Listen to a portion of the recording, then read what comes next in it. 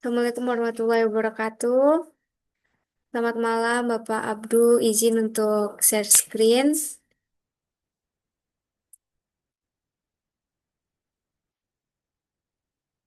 Ini saya Widya Ningrum, NIM 24031020797 akan mempresentasikan hasil PPT saya, yaitu tentang tata kelola dan Dewan Direktur. Ini merupakan materi pada pertemuan ke-13 dengan mata kuliah Sistem Pengendalian Manajemen.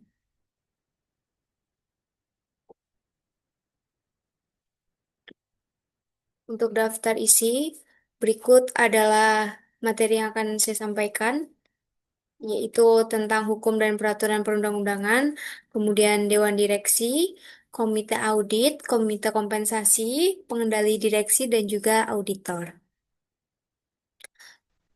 Untuk pendahuluan,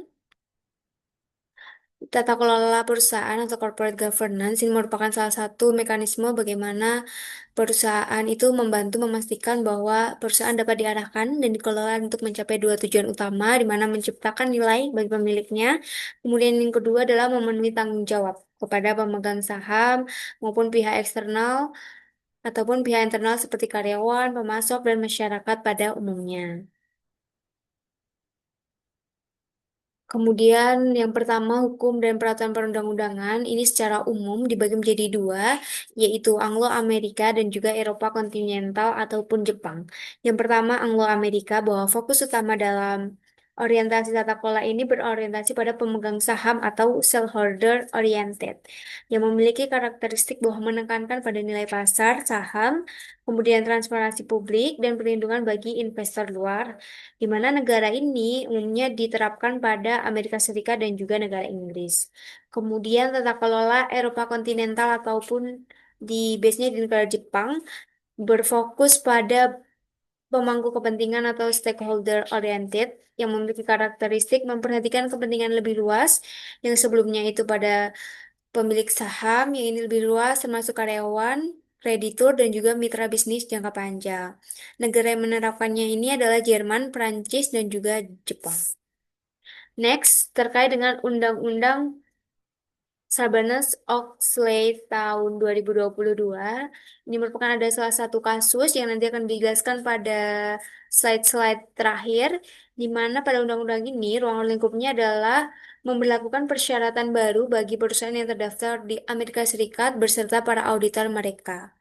Tujuannya yaitu untuk meningkatkan beberapa aspek krusial dalam pelaporan keuangan, ada tiga, yaitu terkait transparansi atau keterbukaan informasi di laporan keuangan, kemudian ketepatan waktu dan juga kualitas pelaporan keuangan. Kemudian yang kedua, yaitu ada Dewan Direksi, di mana di Amerika Serikat itu sebagai pilar model dalam Anglo-Amerika. Tugas dasar fidusia sebagai direktur itu terdiri dari empat elemen utama. Yang pertama, kewajiban pemeliharaan, di mana Dewan Direksi ini bertindak dengan hati-hati dan bijaksana dalam mengelola urusan perusahaan. Kemudian, kewajiban loyalitas, di mana Dewan Direksi mengutamakan kepentingan perusahaan di atas kepentingan pribadi atau pihak lain. Kemudian kewajiban itikat baik, di mana memiliki dedikasi yang tulus untuk memajukan tujuan perusahaan dan tanpa memiliki maksud yang buruk untuk perusahaan. Kemudian kewajiban untuk tidak melakukan pemborosan, di mana Dewan Direksi bertanggung jawab untuk menggunakan sumber daya perusahaan serta efisien dan tidak menyia-nyiakan aset demi kepentingan sendiri ataupun kepentingan yang tidak perlu. Kemudian tanggung jawab pengendalian utama untuk Dewan Direksi itu ada dua, yaitu menjaga kepentingan ekuitas investor dan yang kedua melindungi kepentingan stakeholder perusahaan lain. Untuk prinsip dasar untuk Dewan Direksi ini ada dua, Dewan Direksi harus mematuhi hukum dan juga peraturan yang relevan, di mana harus mencoba untuk mengikuti apa yang diyakini sebagai praktik atau keputusan yang terbaik. Kemudian ada komite audit. Komite audit ini merupakan komite yang dibentuk oleh perusahaan dan bertanggung jawab kepada Dewan Komisaris untuk membantu melakukan pengawasan terhadap integritas laporan keuangan, ya untuk memeriksa laporan keuangan dan sistem pengendalian internal perusahaan. Praktik umum komite auditnya ada empat, di mana komite audit mendapat dukungan dan arahan dari seluruh jajaran direksi. kemudian menggunakan agenda dan mengikuti program kerja formal. Kemudian komite audit ini memiliki setidaknya 3 anggota dan ini wajib dilakukan pada setiap perusahaan.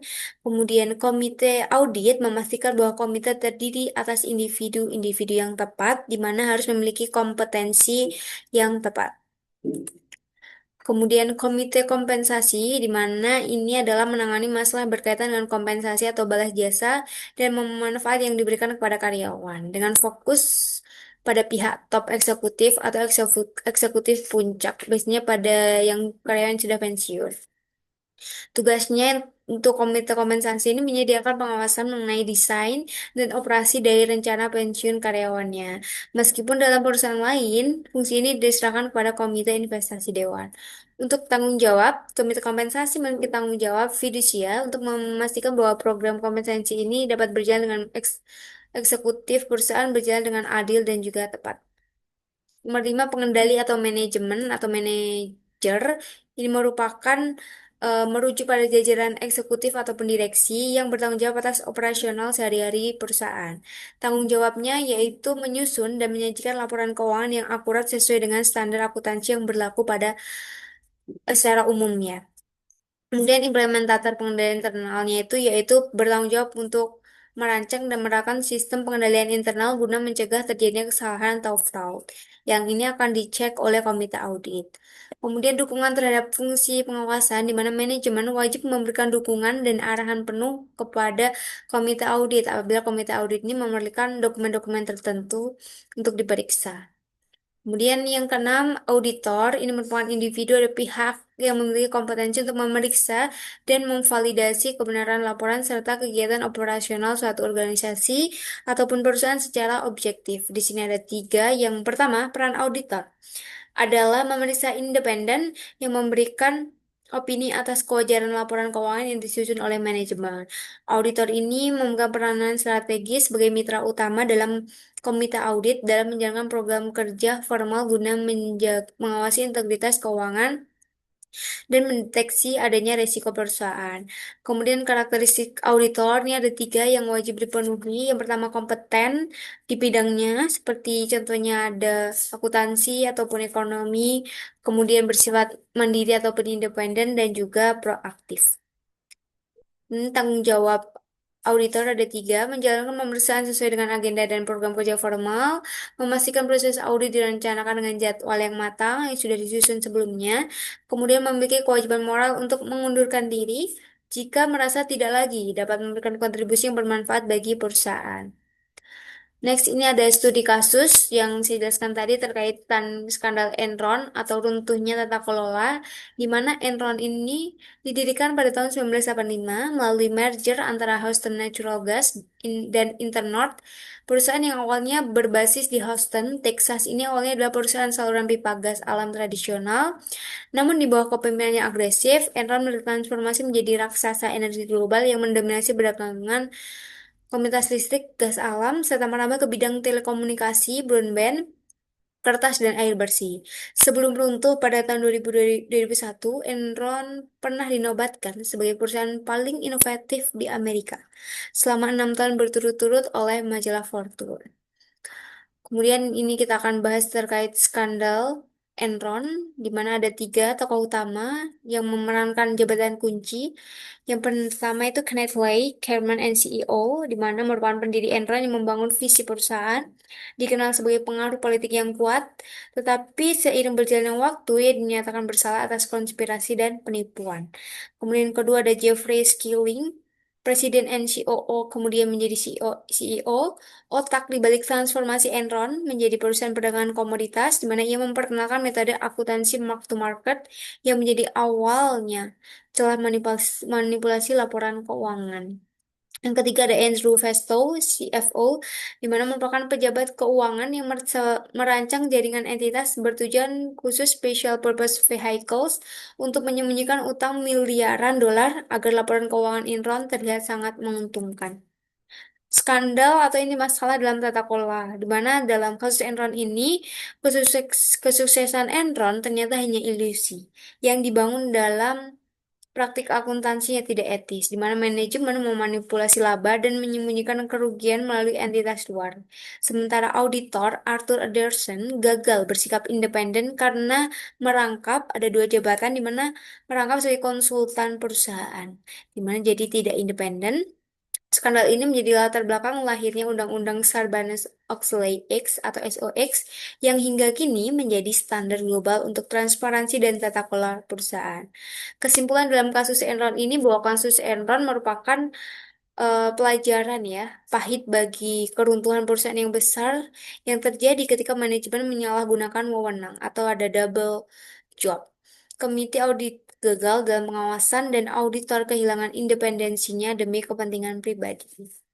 Kemudian kesimpulan dari sesi 13 ini adalah tata kelola perusahaan adalah payung yang besar di mana memastikan perusahaan dijalankan secara transparan dan independen melalui sinergi antara dewan direksi dan juga manajemen. Sebagai pengendali operasional yang wajib memberikan dukungan penuh serta akses data.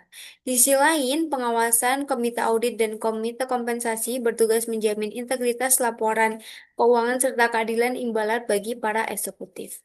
Seluruh sistem ini divalidasi oleh auditor yang bersikap independen, yang harus memiliki independensi dan kompetensi tinggi untuk memeriksa kinerja keuangan secara objektif. Sekian presentasi dari saya. Mohon maaf apabila ada hal-hal yang kurang berkenan. Wassalamualaikum warahmatullahi wabarakatuh.